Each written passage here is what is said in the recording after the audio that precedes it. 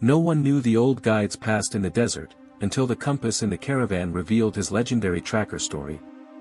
Before you start, share in the comments which city you are watching this video from today. The small town of Joshua Tree in Nevada, with its golden sand dunes, sunset-tinged horizon, and star-filled night sky, seemed like a forgotten painting to outsiders. But for the locals, it was a place where the past, silence, and sometimes stories that should be forgotten were kept. Just outside the town, in a place forgotten by the wind and time, an old caravan that had stood for years stood silently. Its metal panels were rusted by the sun, and its windows were half covered in dust. No one came or went. It seemed as though the desert itself had swallowed it up. One morning, Ethan, a nature enthusiast in his early 20s, noticed the caravan during a hike with his camera and water bottle. Driven by curiosity, as if something were calling him, he approached the caravan. When the door creaked open, the smell of old belongings and the dry desert air hit Ethan's face. Everything was covered in dust. However, a leather case inside an old trunk caught his attention. When he carefully opened it, a compass emerged, still intact despite years of rust.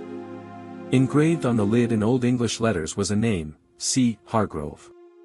Ethan recognized the name. There was an old guide in the town, a man no one knew exactly where he came from, but everyone respected, Chuck Hargrove. Most people called him simply Desert Wolf. He lived alone, meeting young nature enthusiasts at the edge of the desert in the early morning hours, teaching them skills like map reading and navigating by the stars. But he didn't tell stories. He was silent. His eyes were those of a man who had seen much, but his lips were always sealed. When Ethan returned from the caravan, he put the compass in his pocket and went to the town's only cafe. Inside, an old man was sipping his coffee, Chuck Hargrove. With his gray hair, sunburned skin, and dignified demeanor, he bore the weariness of the years. Ethan approached hesitantly and placed the compass on the table. "Sir," he said, "could this compass belong to you?" Chuck's hand paused. His eyes drifted to the compass. It was as if time had frozen. He took a deep breath, and his hands trembled as he gripped the compass. "Where did you find this?" he asked, his voice distant and cracked. Ethan described the old trailer. Chuck bowed his head. There was a long silence. Then he spoke in a whisper, "Those old days. Sometimes people think they've forgotten what they left behind." He said no more. But Ethan knew. This man's past belonged to a legend lost in the desert. And now that past had resurfaced in Ethan's hands. It wasn't just an old compass. It was the starting point of a story that no one had known for years. And from that moment on, Ethan made a decision: he would uncover the shadow behind Chuck's silence. Because some shadows weren't just born from darkness, but from pride, loss, and truths that were never told. Even when Ethan laid his head on the pillow that night, he couldn't sleep. The image of Chuck's trembling hands holding the compass wouldn't leave his mind. His curiosity had turned into something far more than a simple discovery. He opened his computer and typed, "C. Hargrove World War II." At first, ordinary documents appeared. Then, a digitized archive record caught his attention: North Africa, 1942, lost patrol found in Sahara by lone scout. The document he clicked on described how 20 American soldiers lost in the middle of the desert had been miraculously rescued. A sergeant had disregarded all military orders and set out alone to find them.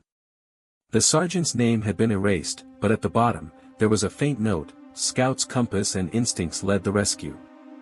Name believed to be Charles Hargrove. As Ethan read, his eyes widened. In the cold light of the computer screen, it was as if the dusty pages of the past were unfolding. Uncle Chuck, or Charles Hargrove, was the legendary scout. But why had he kept this a secret? Why didn't anyone in town speak of him as a hero? The next morning, Ethan went to the meeting point at the edge of the desert. The sun hadn't risen yet, the air was cool and quiet. Chuck was arranging water canteens and placing maps into his bag. His face bore its usual expressionless seriousness. Ethan approached, but this time his voice was clearer, his gaze more determined. "Sir," he said. "This compass doesn't just point the way. It saved you once. In 1942, wasn't it?" Chuck dropped the bottle. He put his hands in his pockets, turned his head slightly. There was a long silence. Then his eyes turned to Ethan. "Yes," he said, his voice almost a whisper. "But that direction didn't just lead us, it carried many secrets as well." Ethan took a step forward. "Why didn't you tell us? People should know. This is your story." Chuck bowed his head. He looked at the sand beneath his feet. "It's easy to tell," he said. "But some wounds heal not with words, but with silence. That day, that compass showed me not just a direction, but a decision. I broke the rules and put 20 men's lives at risk. What if they had been lost? What if we had all died?" Ethan paused for a moment. "But you didn't die. You found them. You saved them." Chuck smiled, but his eyes were tearful. Sometimes what they call heroism becomes a burden we carry for a lifetime. The media comes and goes. The applause fades. But the voice inside never stops. The desert wind swirled the sand around Ethan's feet. The sky was turning red. Chuck turned slowly and began to walk. "Come on," he said. "Today's journey is a bit long." Ethan followed him. But this time, he wasn't just following a guide, he was walking in the shadow of the past. Ethan could no longer keep what he had learned about Chuck's past to himself. His admiration and curiosity spilled out into words. First, he told the history teacher who volunteered at the school library, then he appeared as a guest on a podcast. The story gained traction first on internet forums, then in local news. The headline, "Joshua Tree's Silent Hero," caught attention. One morning, a man came to the small cafe run by Ethan's family. His hair was snow white, and he leaned on a cane as he walked. Beneath his stern gaze lay the weariness of the years. When he sat down at the table, he asked directly, "Is Charlie Hargrove still here?" Ethan shuddered. "Do you know him?" he asked. The man nodded. "Know him? He was the man who saved my life in the middle of the desert in 1942 when I was left for dead." The man's name was Tom. He was a retired Marine. The tattoos on his hands had faded, but his voice was still clear. He recounted the memories of that day with a trembling yet determined voice, how they had lost their way in a sandstorm, how thirst had tormented their throats, how the soldiers had begun to faint one by one. And at that very moment, a young sergeant had found the right direction by looking at his compass. "That compass wasn't just a piece of metal," said Tom, staring into the distance. "It gave us all our lives back." This testimony spread like wildfire throughout the town. Chuck didn't want to be informed at first. But in the end, at the polite insistence of a young reporter from the local newspaper, he broke his silence. In the interview, he spoke only a few sentences, but each one was profound. "Some things can't be explained. They must be experienced. I didn't cross that desert, the desert carried me through it." People began flocking to the meeting point in the desert.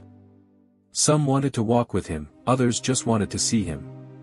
One day, Ethan approached Chuck and pulled the compass out of his pocket. "This belongs to you," he said.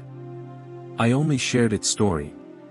Chuck took the compass, holding it in his hand for a moment.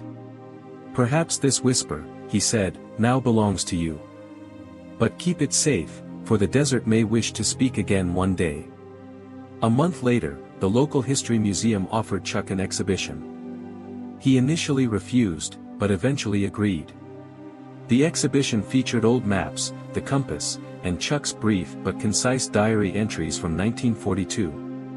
On opening day, the hall was packed. A woman stepped forward from the crowd. She was an elderly, slender woman. Her eyes were fixed on Chuck. "You found my father that day," she said, her voice trembling. "We owe you. Perhaps everything." Chuck's eyes filled with tears. For the first time, he didn't hide his emotions. He silently took the woman's hand. Ethan never forgot that moment. The story ended with this question. Have you ever met someone like Chuck? Someone who changed lives without speaking, without shouting, just by pointing the way. Months passed. Chuck's story spread beyond Joshua Tree. Local television stations introduced him as the Last Scout. People of all ages came to the desert to meet him. Ethan was now helping Chuck, carrying water, organizing maps. One day, a group of young military recruits arrived. Will you teach us how to find our way? They asked. Chuck paused for a moment, then smiled. First, learn to listen. The desert speaks. That evening, as the sun set, Chuck and Ethan walked through the desert. Chuck sat down at the base of a rock. You know, he said, that compass guided me for years. But the true direction was in my heart. Ethan nodded. Now you're guiding others. And that night, a quiet wind blew across the desert. The sands whispered an old story: silent heroes never disappear, their paths simply change.